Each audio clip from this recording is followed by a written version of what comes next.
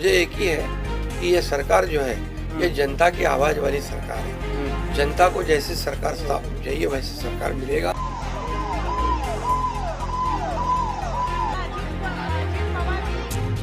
महाराष्ट्र विधानसभा चुनाव में महायुति की ऐतिहासिक जीत के बाद मुख्यमंत्री पद को लेकर अभी भी संशय बना हुआ है।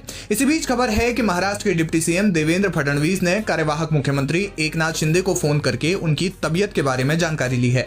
विधानसभा चुनाव के नतीजों के बाद शिंदे अपने पैतृक गाँव पहुंचे थे, जहाँ पर उनकी तबीयत खराब हो गई थी। मीडिया रिपोर्ट्स के मुताबिक अपने पैतृक गाँव से वापस लौटे एकनाथ शिंदे ने डॉक्टर की सलाह पर सोमवार को अपने सभी कार्यक्रम रद्द कर दिए। सूत्रों के मुताबिक डॉक्टर ने फिलहाल उन्हें आराम करने की सलाह दी है। लेकिन डिप्टी सीएम देवेंद्र फडणवीस के एकनाथ शिंदे को फोन करने के साथ ही चर्चाओं का बाजार गर्म हो गया है। राजनीतिक गलियारों में ये चर्चा चल रही है कि देवेंद्र फडणवीस ने एकनाथ शिंदे को मनाने के लिए फोन किया है। हालांकि इन बातों में कितनी सत्यता है इसकी पुष्टि अभी तक नहीं हो पाई है। महाराष्ट्र चुनाव के नतीजों को आए हुए 10 दिन हो चुके हैं, लेकिन सीएम कौन होगा इसको लेकर अभी भी कोई फैसला नहीं हो पाया है। महायुति में सबसे ज्यादा सीटों पर जीत दर्ज करने वाली भाजपा ने मुख्यमंत्री शपथ ग्रहण समारोह की तारीख और समय का ऐलान तो कर दिया है, लेकिन सीएम पद को लेकर अभी तक केवल अटकलें ही लगाई जा रही हैं। सभी की निगाहें इस समय शिंदे पर थी, क्योंकि शिवसेना तोड़कर आए शिंदे पिछले 2.5 साल से मुख्यमंत्री पद पर बने हुए थे। ऐसे में उनका सीएम से नीचे आकर डिप्टी सीएम बनना आसान फैसला नहीं होगा। चुनावी नतीजों के बाद गांव गए शिंदे अब जबकि वापस आ चुके हैं तो सीएम पद को लेकर चर्चा का बाजार फिर से गर्म हो गया है। रविवार को अपने पैतृक गांव से वापस ठाणे लौटे शिंदे ने भाजपा के प्रति अपने समर्थन को दोहराया। उन्होंने कहा कि भारतीय जनता पार्टी इस चुनाव में सबसे बड़ी पार्टी बनकर उभरी। ऐसे में वही फैसला करेगी कि नया मुख्यमंत्री कौन बनेगा। महायुति के नेताओं में आपसी समझ बहुत बेहतर है। भाजपा का शीर्ष नेतृत्व जो भी फैसला लेगा वो हमें स्वीकार होगा।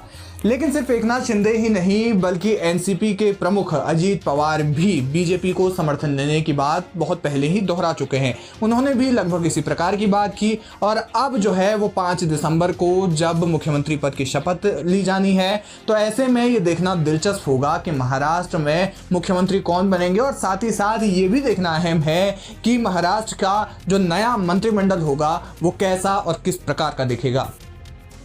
पूरी तरह मैंने मेरा समर्थन दिया है, उसके लिए कोई किंतु परंतु नहीं है और स्पष्टता से मैंने कहा है, मैं पूरी स्पष्टता से मेरी भूमिका व्यक्त करने वाला कार्यकर्ता हूं। मैंने पूरी तरह कहा है मोदी जी अमित भाई जो कहेंगे उसे पूरा हमारा समर्थन है। मेरी तबीयत अच्छी है, मैं यहाँ पर आया था रेस्ट करने के लिए। अभी बहुत काफ़ी भागदौड़ हो गई चुनाव में। मैं एक दिन में 8-8, 10-10 सभा ली थी और मैंने कोई अभी तक मेरे 2-2.5 साल के कार्यकाल में छुट्टी बिट्टी कोई मनाता नहीं। मैं यहाँ भी आता हूँ, यहाँ भी जनता दरबार होता है, लोग आते हैं, अभी भी लोग आए हैं मेरे को मिलने काम के बहाने।